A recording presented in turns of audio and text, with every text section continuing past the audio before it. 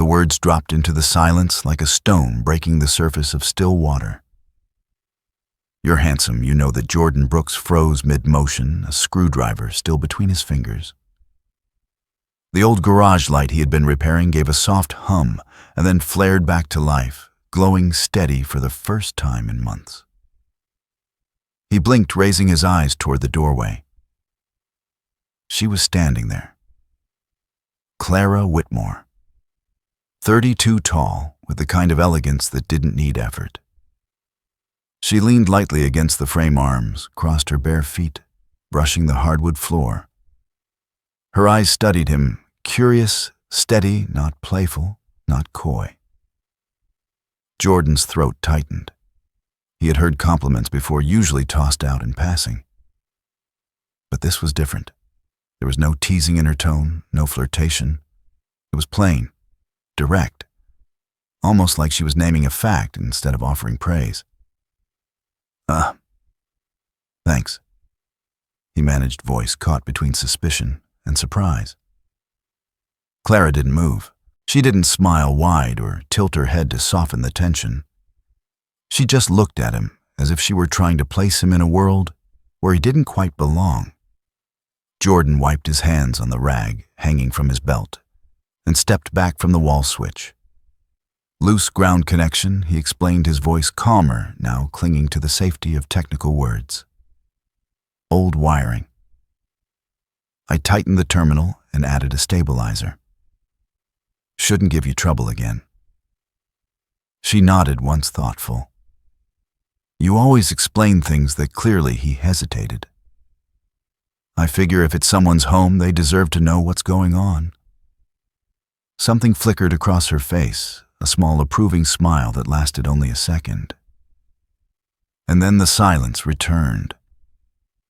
It wasn't awkward, not exactly, but heavy in a way Jordan couldn't name.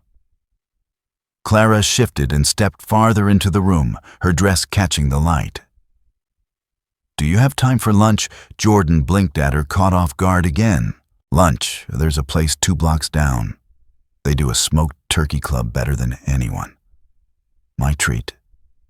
For a moment, he just stood there. Every rule he had carried since he was a boy screamed at him to decline. Never blur lines with clients. Never mistake kindness for more than what it was. And especially not in a house like this, sprawling, spotless, with a driveway longer than the block he grew up on. I appreciate it, he said carefully, but I've got another job in an hour. It wasn't entirely true. The job could wait, but his discomfort couldn't. She studied him, head tilted, not pressing, just listening. Another time then. Maybe. She extended her hand. Jordan hesitated, then took it. Her grip was firm, her palm warm. Not the delicate handshake he expected from someone like her. As he packed his tools and headed out, he could feel her gaze lingering. Not hungry, not predatory, just present. Observant, like someone watching a documentary and realizing they were seeing something genuine. His truck groaned to life under the Carolina sun air conditioner, rattling against the heat. As he pulled away from the Whitmore estate, the name echoed in his mind, clinging like static. Clara Whitmore. By the time he reached his next client, a small ranch house with peeling paint and broken steps, he had almost shaken her voice from his head. Almost. But when he reached for his phone to log the job, a new notification flashed across the screen. Unknown number. The preview read, "This is Clara, in case you change your mind." Jordan stared at it for a long moment, thumb hovering before slipping the phone back into his pocket. He went back to work, shoulders tense, hands steady. He had built a life on discipline, showing up early, doing the job right, never letting his heart interfere with his hands. But that voice, that look, those 5 words, they had cracked something in him, a hairline fracture in the armor he wore every day. That night in his modest apartment above a barbershop, the city's hum muffled by old windows, he scrolled through his phone again. Her name sat there, quiet, waiting. He started a reply, deleted it, tried again, deleted that too. Finally, he set the phone aside, rolled onto his couch, and told himself to forget it. But he couldn't. Not yet. Jordan didn't answer Clara's message for 3 days. Not because he didn't want to, but because every word he typed felt like stepping onto a bridge he wasn't sure could hold his weight. On the 4th afternoon, while he stood in the fluorescent hush of a hardware aisle, her second message came no preamble, no ornaments. Smoked Turkey Club still on the menu. Tomorrow at noon, I'll drive. Bold, unapologetic.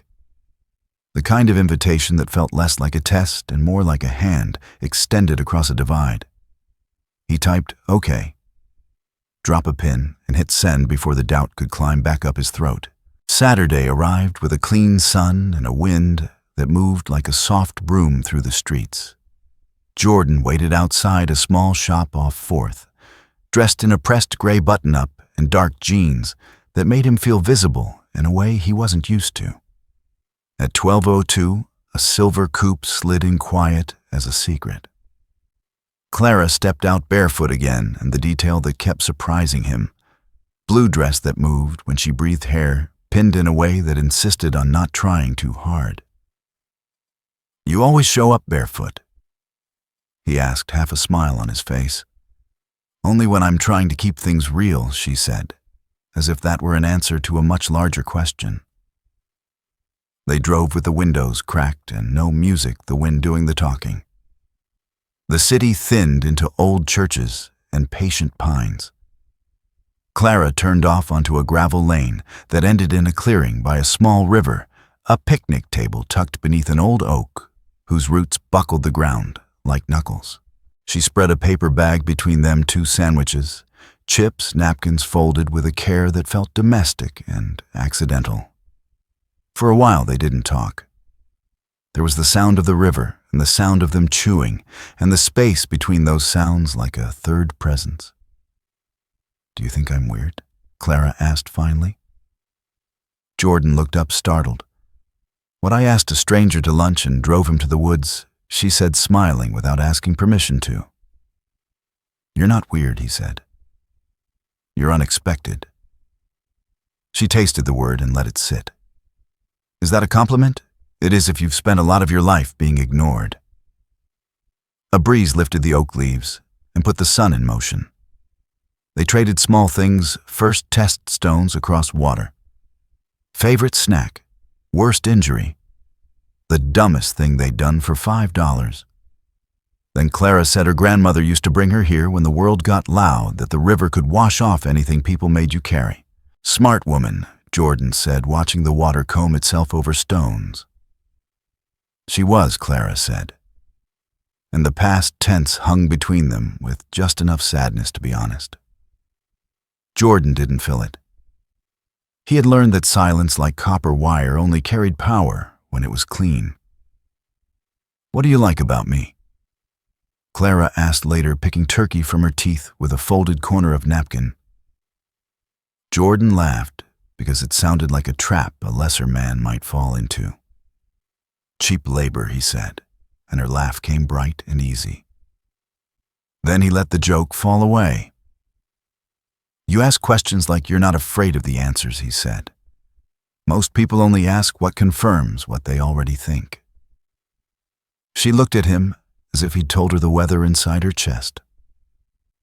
"I like that you don't reach for my house when you run out of things to say," she replied. "That you explain wires like they're stories. That you don't seem impressed." He shrugged. "I was taught not to stare at what doesn't belong to me." She lifted her gaze and met his without blinking. "And what if it does, and the air changed, no thunder? No cue, just that slow pivot the world makes when 2 people find the same page by accident." Jordan gathered the wrappers, buying a minute for his balance to adjust. "I should go," he said, gentle testing both of them. "Will you?" she asked, not moving. He could have said yes. He could have saved his breath for the smaller life he knew how to carry. Not if you ask me to stay." It was a soft sentence, but it landed like a promise. Clara's smile was small and certain. Then stay. They stayed until the light went from gold to the color of old film. They talked about a neighbor who mows at dawn, about a crawlspace that felt like the inside of a furnace, about the time Clara once tried to make bouillabaisse and created a crime scene. It was not romantic in the practiced way. There were no crescendos, nothing you could photograph without lying. It was honest in the way good lumber is, a honest grain knot weight, and the sound it makes when you place it where it belongs. When they finally stood, the wind had turned friendly, and the river kept saying what rivers say. In the car, Clara buckled in and said, "Next time you bring the sandwiches, I'll even toast them," he said, and she made a face like he'd just agreed to something larger than bread. That week moved like syrup. Jordan kept it busy outlets, breakers a full day crawling a ranch in Monroe, while sweat mapped his back. The noise of work worked, but not completely. Sometimes between voltage checks, he heard, "Clara, you're unexpected." What if it does? On Wednesday his phone buzzed in his pocket. "You free Friday night dinner?" "My place." Nothing fancy. He typed faster than he meant to. "Should I bring tools or wine, just you?" she sent back. "And maybe not the boots." He grinned down at his scuffed work boots, like they were the punchline to a private joke. "Too late," he wrote. "They're welded on." Friday smelled like rosemary before he even knocked. She opened the door in a cardigan and leggings, no makeup, hair loose enough to look like a decision. "I brought cornbread," he said, lifting a small brown bag like an offering.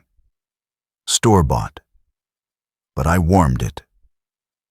"That's the most southern thing I've heard all week," she said, and stepped aside like the house belonged to the evening, and they were lucky guests.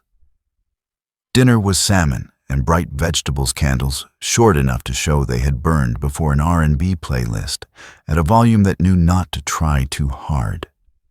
They ate slow. They learned each other's worst dates. Jordan told the story of getting stuck in a crawlspace for 3 hours in July, and Clara laughed so hard she coughed hand to her chest like she was catching her breath back from a year ago. After the dishes, the living room decided for them.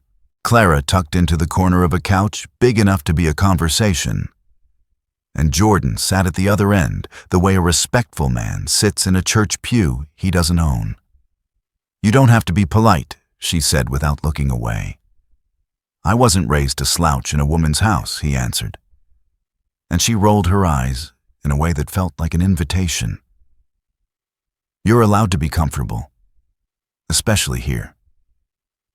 The distance between them changed its name. Gravity came in on quiet feet.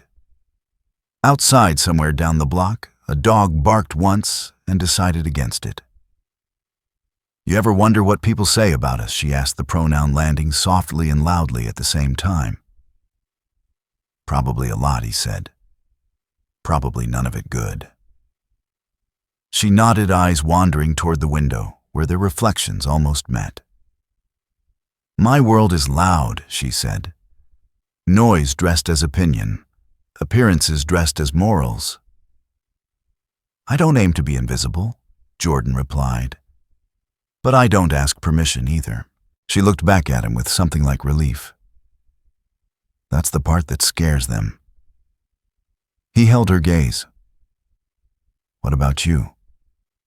She didn't hesitate. "I don't scare easy." At the door later, there was no kiss, just that unhurried quiet that happens when two people don't want to wreck a new floor with heavy steps. "Thanks for coming," she said. "Thanks for the food," he said. "You still owe me sandwiches." "I'll even toast them," he promised again, like a refrain the night wanted to remember. She smiled and closed the door the way you close a book you know you'll open in the morning. The next day, in a diner where the coffee tasted honest and the windows needed a different soap, Jordan looked at a photo Clara had sent, a cartoon sandwich drawn in crayons like a kid's dare, captioned, "Visual inspiration. Don't mess it up." He laughed into his mug. Behind him, two men tried to whisper and failed. "Isn't that the guy with the rich white woman?" one said, lazy with opinion. "He's just her project," the other replied, the word project sliding cheap across Formica. Jordan didn't turn around. He put the phone away and finished his coffee slowly so his hands wouldn't shake. He set down a 10, nodded at the waitress, and left with his back straight. But something had shifted, a thin hairline in the same place where that first compliment had cracked him open. Work took the sting for the rest of the day. On Monday morning, sting turned into something heavier. His boss pulled him aside, voice careful. A legacy client had reconsidered citing public image. Jordan felt the old heat at the base of his skull, the kind that comes from being measured in a currency you didn't agree to. That night, he stared at Clara's name on his screen and didn't call. He didn't know how to put the thing into sentences without making it smaller than it was. On Wednesday, she did the reaching. "You freestanding in my driveway with 2 milkshakes and no one to share them with." He texted back, "Be there in 15, then broke a few laws of physics, trying to make it 10. She was on the steps in a hoodie with paint on the cuffs, whipped cream kissing the lid of one cup. "Chocolate peanut butter," she said, handing him the other. "Figured you for a classic." They drank in a quiet that didn't need filling. The wind went through the trees, the way a hand goes through hair when it's late and rooms are honest. "Did someone say something to you?" she asked, eventually, not accusing, just accurate. Jordan watched a bubble rise through his straw and pop. "A couple of someones," he said. "Diner talk, project talk." Clara exhaled long and low. "I'm sorry. You don't have to apologize for what they say. I do when they say it because of me." He turned, then finally, "It's not your fault I don't fit in their world," he said. "You fit in mine," she answered, as if stating a password. He swallowed something stubborn. "I lost the Simon job," he said, after a photo of us made the rounds. She went very still. What photo park? Someone with a phone and an opinion. The pause after that wasn't empty. It was full of the furniture they'd have to move if they were going to make room for this. "Maybe we take a breath," he said finally, voice rough. "Not from us, from the noise." "You think that will help?" she asked, looking at the place where their elbows almost touched. "I think if I don't come up for air, I'll drown," he said. Her eyes hurt in a way that respected him. "Okay," she said, and the word broke clean. "If that's what you need. It's not forever." "I know." She reached out and set her palm on his chest, like she was trying to remind his heart of its job. "You're not a Project Jordan Brooks," she said, steady as a level. "I know. You're not small. You're not temporary."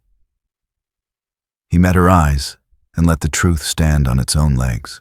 "Then why does it feel like I'm always proving it?" She didn't answer with anything that could collapse. She leaned her forehead to his and let the porch light do the rest. The next week it rained the way the sky rains when it's apologizing for a summer gone too far. Jordan sat in his truck outside his place and watched the windshield glass find and lose itself. He had asked for space. It had given him a mirror. He drove without texting the wipers off, like he wanted to hear the rain work.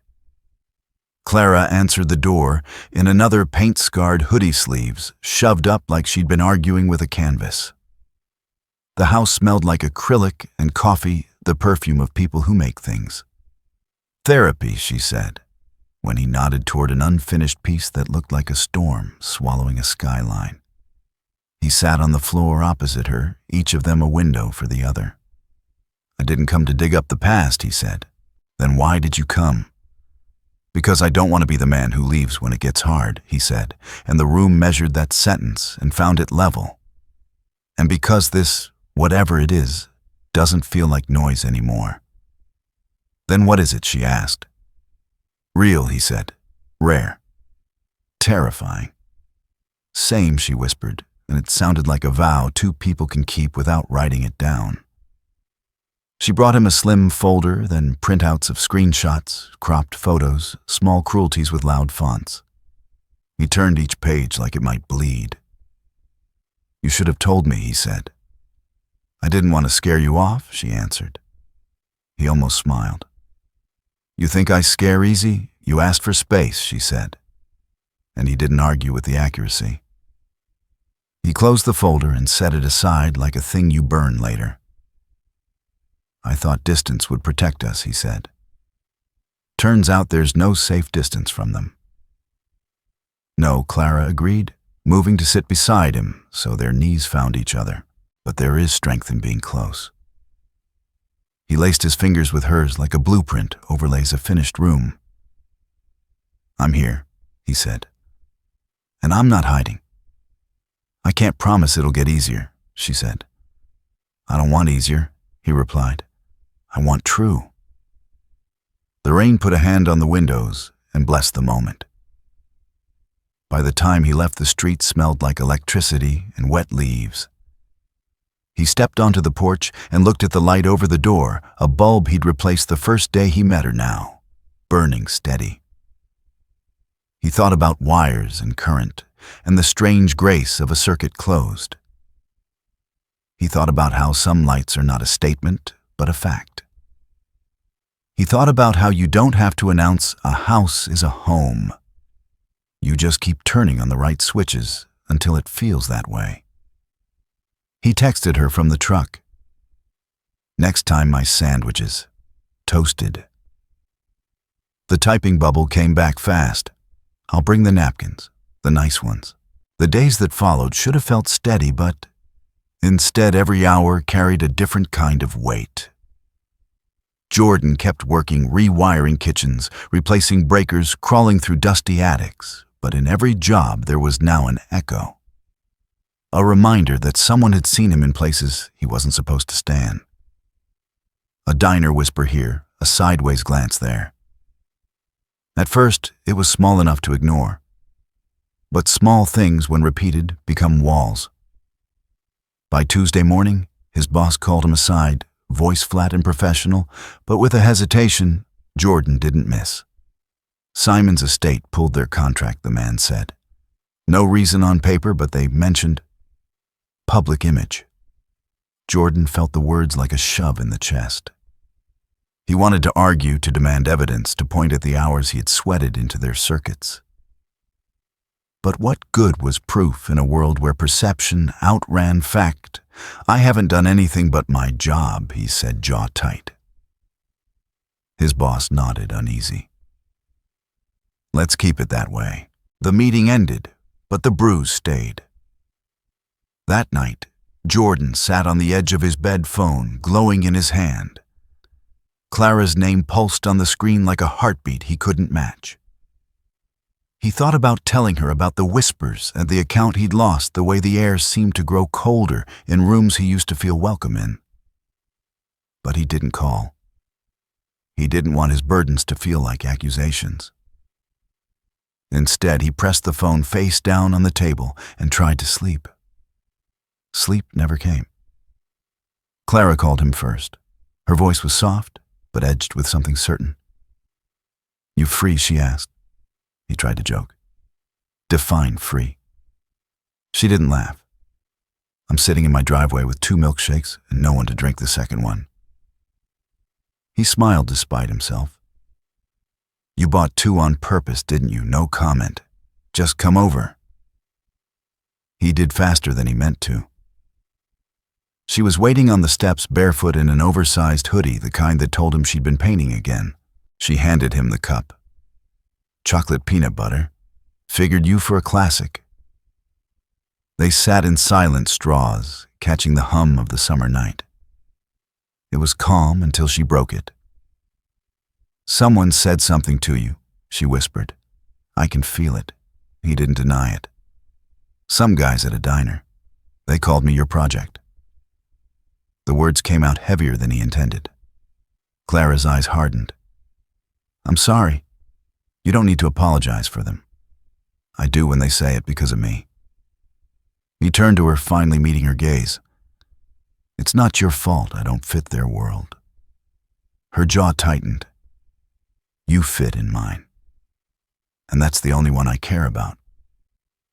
But the world didn't care what she wanted. A week later, Clara invited him to a small art event, just a quiet gathering of designers and gallery owners. Jordan stood in the corner, comfortable enough in his pressed shirt, but still aware of the eyes that tracked him. He caught fragments of conversations drifting through champagne and thin laughter.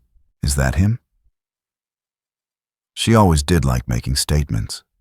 I'll wonder how long this one lasts. He didn't confront anyone.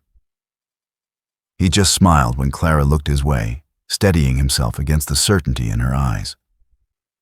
But when a man with a sharp suit and sharper voice muttered, "She'll get tired of her little experiment," Jordan's fingers curled into fists at his side. He let them uncurl slowly, knowing that anger once visible would only prove their story right. The storm gathered louder online. Clara's name linked with his appeared in comments he hadn't asked to read, but couldn't avoid. A blog twisted a grainy photo of them by the river into a headline, "Whitmore Heiress flirts with rebellion." Jordan stared at it until the screen blurred. He slammed the laptop shut and sat in the dark, breath-shallow chest heavy. For years he had lived invisible, steady, reliable, overlooked. And now the very fact that he had been noticed was turned into a weapon. Clara found him like that late one night, hunched on the couch, shoulders curved, as if bracing for an impact. "Talk to me," she said gently. He lifted his eyes. "I lost a client. They pulled out because of a photo." Her face hardened, not with shame, but with fury. Damn it. She paced once across the room. I'm so sick of this. He watched her torn between gratitude and fear. "Maybe we should take a break," he said finally, his voice cracking. "Not from each other, just from the noise." She stopped, cold, turned toward him. "You think that'll help? I think if I don't get air, I'll suffocate," he admitted. Her eyes didn't plead, didn't accuse. They just hurt. "Okay," she said softly. "If that's what you need." The words cut clean and merciful. She stepped forward, rested her palm against his chest. "You're not a project, Jordan Brooks. You're not a rebellion or a symbol or a mistake. You're mine." He covered her hand with his, the truth of it, warming his skin. "Then why does it feel like I'm always fighting to prove it?" She had no answer. She just leaned her forehead against his and let silence carry what words couldn't. But silence doesn't stop the world. The following week, Jordan was sent to repair wiring in an estate with columns so white they almost blinded him. Halfway through the job, he heard a voice behind him, one that slid like oil. "Well, this is unexpected." Jordan turned. Standing in the doorway was Richard Hale, attorney socialite, and Clara's former fiancé. Richard's smile was precise, his words sharper than the tools in Jordan's hands. "Maya always had a taste for projects," he said, voice casual, poisonous. Jordan's jaw locked. "I'm not her project," he said evenly. Richard stepped closer. "Then what are you? Her rebellion, her distraction, your temporary Brooks. Nothing more." Jordan didn't rise to it. He finished the repair, clipped the wire, and said quietly, "I build things that last." Richard chuckled, a hollow sound. "We'll see." He turned and walked away, leaving Jordan with his hands steady, but his chest burning. That night, Clara found him staring at one of her unfinished canvases, black strokes cutting across a field of red. What did he say? She asked, already knowing. Jordan shook his head. Enough. She waited patient. Finally, he looked at her. If it ever came down to your world and mine, what would you choose? Clara didn't answer right away. She sat on the edge of the bench, thought long, then said, I shouldn't have to choose. But if they draw that line, I'll burn it down. Jordan stepped closer. They already drew it. She took his hand. Then let's build on the ashes. The days that followed proved her right. An editorial appeared in a respected paper, not written by critics, but by Clara herself. It was titled, When We Love Outside the Lines. She didn't mention names, but everyone knew. Some will call it rebellion, she wrote, but rebellion destroys. What we are building is construction of equity, of presence, of partnership. And if that makes people uncomfortable, perhaps they should ask themselves why. By noon, the piece had spread across the city. Applause roared in one corner, backlash hissed in another. That night, Jordan's inbox filled with messages, some support, some venom, some offers of work. One caught his eye. The Hales would like to cancel future services. No reason given, just rejection dressed in politeness. He closed the message, exhaled, and turned to Clara. We just lost a client. She set down her paintbrush, her eyes steady. Then we'll gain 10 more. One Friday morning, Jordan's apprentice sent him a text. Boss, you see this A-link followed, and against his better judgment, Jordan opened it. The words on the screen twisted his stomach, community hero or social climber. The rise of Carter works under the wing of Clara Whitmore. The article was a smear crafted, sharp, and cruel. Old photos of Jordan on job sites, shirt clinging with sweat, were framed as strategic image-making. A blurry shot of him and Clara by the river was captioned, Wealthy Heiress flaunts her rebellion. And worst of all, a grainy picture of him fixing a light in an elderly woman's kitchen was labeled marketing or manipulation. Jordan closed the browser, his hands shaking. Years of work, years of discipline, of showing up early, and leaving jobs cleaner than he found them, all reduced to a caricature. He turned off his phone and drove without destination, the hum of the engine louder than his thoughts. When he finally walked into Clara's studio, she didn't ask. She looked up from a canvas, saw his face, and knew. It's out, isn't it? He nodded. I'm sorry, she whispered. He shook his head. You didn't write it, but you made it possible by putting us in the light. His voice cracked with the weight of it. She crossed the room, eyes fierce. They didn't come for us, Jordan. They came for you. And they tried to turn your name into a headline. He swallowed hard, and they succeeded. He sat on the bench, head in his hands. Do you know how many years I tried to prove I was more than what people assumed I thought? If I worked hard enough, kept my head down, stayed steady, I'd be untouchable. But I was wrong. They don't care what I fix. They only care what I represent. Clara knelt in front of him, paint still smudged on her cheek. And what do you represent? He lifted his eyes glassy. Disruption. She smiled, then tired but proud. Then you're not the only one. For a long moment they sat in silence, as in the rain tapping the windows, the world outside sharpening its knives. Then Clara's phone buzzed. She looked at the screen and handed it to him. An email glowed back, NPR Charlotte. We'd love to interview you both about your story. Jordan stared at it. You think this helps? She didn't answer. She just touched his hand steady as wire. The interview aired the following week.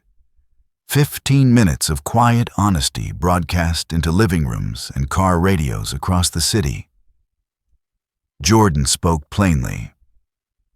I'm not interested in being anyone's project or headline.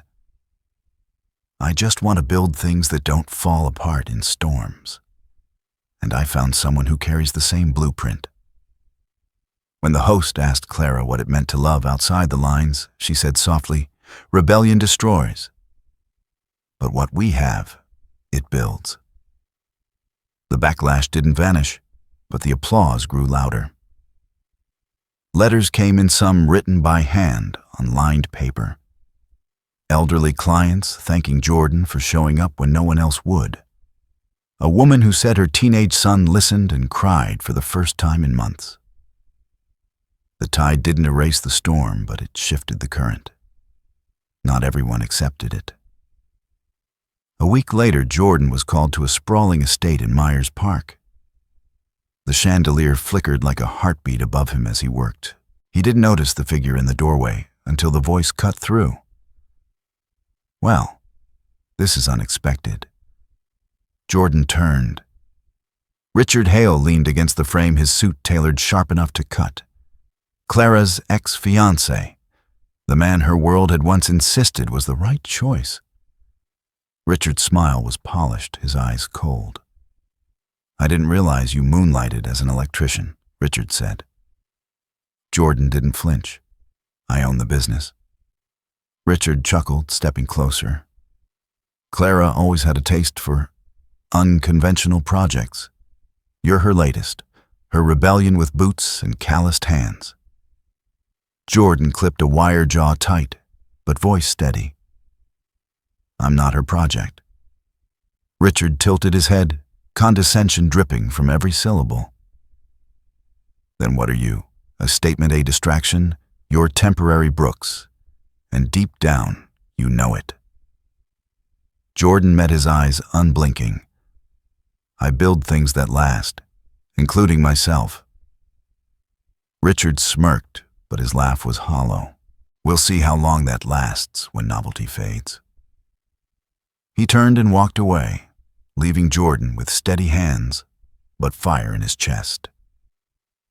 That evening, Jordan sat in Clara's studio again, staring at one of her canvases, black strokes tearing across a field of red. "What did he say?" she asked, already knowing. "Enough," Jordan murmured. "Enough to remind me of every line they've drawn between us." He turned toward her. "If it came down to your world or mine, which would you choose?" Clara didn't answer immediately. She walked to the bench, sat and studied the floor. "I shouldn't have to choose. But if they make me, I'll burn their line to the ground." Jordan stepped closer, his voice raw. "They already drew it." She reached for his hand. "Then, let's build on the ashes." 2 days later, her words turned action.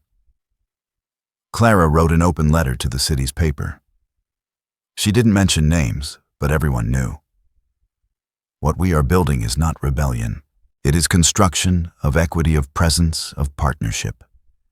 And if that makes you uncomfortable, perhaps ask yourself why." By noon, it had spread across the city like fire. Some cheered, some hissed, but no one could ignore it. That night, Jordan's inbox pinged with a message from a legacy client. "The Hales will be discontinuing services with Carter Works." No explanation, just rejection. He closed the laptop, exhaled, and turned toward Clara, who was rinsing paint from her hands. "We just lost a client." She dried her palms on a rag, eyes fierce but calm. "Then we'll gain 10 more. The storm didn't vanish. It never truly does. Whispers still clung to corners of the city, articles still surfaced like stubborn weeds. But something had shifted. The smear pieces stopped spreading, and the noise began to dull, and in its place came something quieter, steadier support. Letters arrived, folded by hands that had lived longer than their critics. A retired teacher wrote, "My husband and I saw the interview. Thank you for reminding us love is still louder than fear." A single mother wrote, "You fixed my wiring last year. Now I know the kind of man who stood in my kitchen." Jordan read them in silence, throat thick. For years he had believed his work would always go unseen. Now, for the first time, he realized that being seen wasn't weakness, it was witness. Sunday mornings became ritual. He'd bring breakfast from the corner diner, still warm grits, biscuits wrapped in foil. And Clara would brew coffee in her French press, swearing it made the taste more alive. They'd sit by her studio window, sun spilling slow across their knees, talking about nothing and everything. Work orders, new canvases, a neighbor's dog that wouldn't stop barking at the mailman. It wasn't grand. It was honest. One morning, Clara slid a tablet across the table. "I've been working on something," she said. Jordan looked down and froze. The screen showed a logo, Carter Works. A bold fist holding a lightning bolt, a tagline beneath, "Built with hands, driven by heart." She smiled at his stunned face. "Branding, website, flyers. If you're going to build, you should build with your own name on the door." He blinked hard. "You did all this, every word, every color. Even picked fonts." She grinned. "You're a Georgia man. Trust me, it fits." Jordan's chest tightened, not with fear, but with something full. "Why?" he whispered.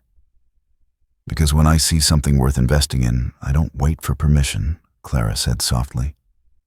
"I build with it." By the end of that week, Carter Works was official. Flyers printed, business license filed. On Saturday, Jordan and Clara walked side by side, taping notices to light poles, sliding them into mailboxes. They laughed when the tape stuck to their fingers. They smiled when neighbors squinted at the paper and nodded, saying, "Good hands matter." Word spread slow, steady, not overnight. But roots never grow overnight, they deepen quietly, until one day they hold the ground firm. Jordan trained 2 young apprentices from his neighborhood, showing them not just how to twist wires, but how to show up, how to treat a stranger's house with respect. Clara opened a small design studio in the same building. Together they hosted community days once a month, free repairs for seniors, art lessons for kids. The shop smelled of sawdust and paint, of sweat and laughter and second chances.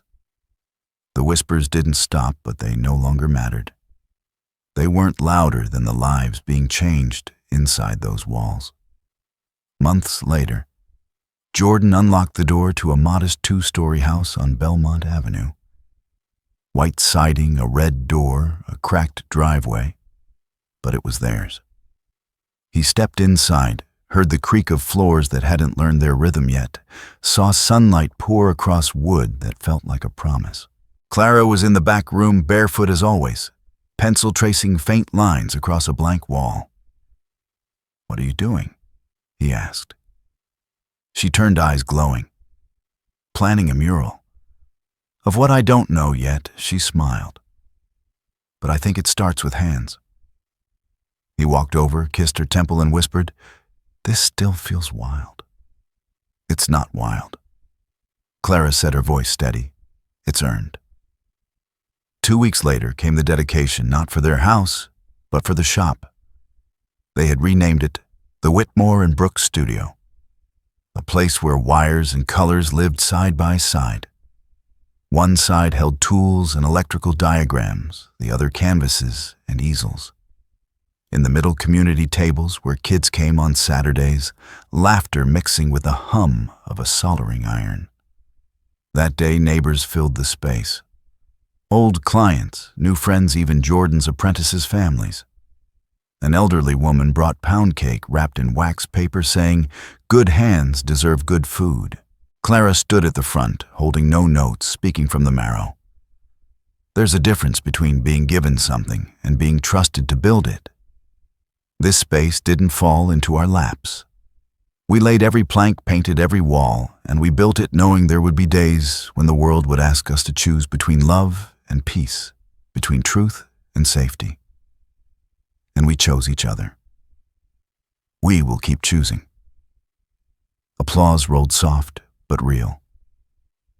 When she stepped back, Jordan took her hand and moved forward.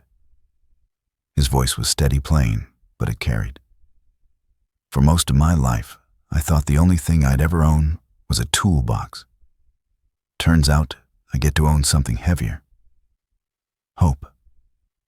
The crowd stilled. Then came applause again, louder this time, echoing off the brick walls. That night, Jordan and Clara stood on the porch of their new home, wrapped in one blanket, the autumn wind scattering gold leaves across the street. He looked out at the quiet, at the sign that bore both their names at the studio down the block, glowing with light. "I still can't believe it," he whispered. Clara leaned into him, her voice warm against the chill. "Then let me remind you. We didn't just survive. We built, and we'll keep building." He pressed his forehead to hers, the world falling quiet around them. For the first time, Jordan understood that strength wasn't in hiding from storms, but in standing through them hand in hand. And beneath the autumn sky, two people who were never supposed to stand together in the same story had done more than prove the world wrong. They had reclaimed the narrative. Nail by nail, word by word, heart by heart.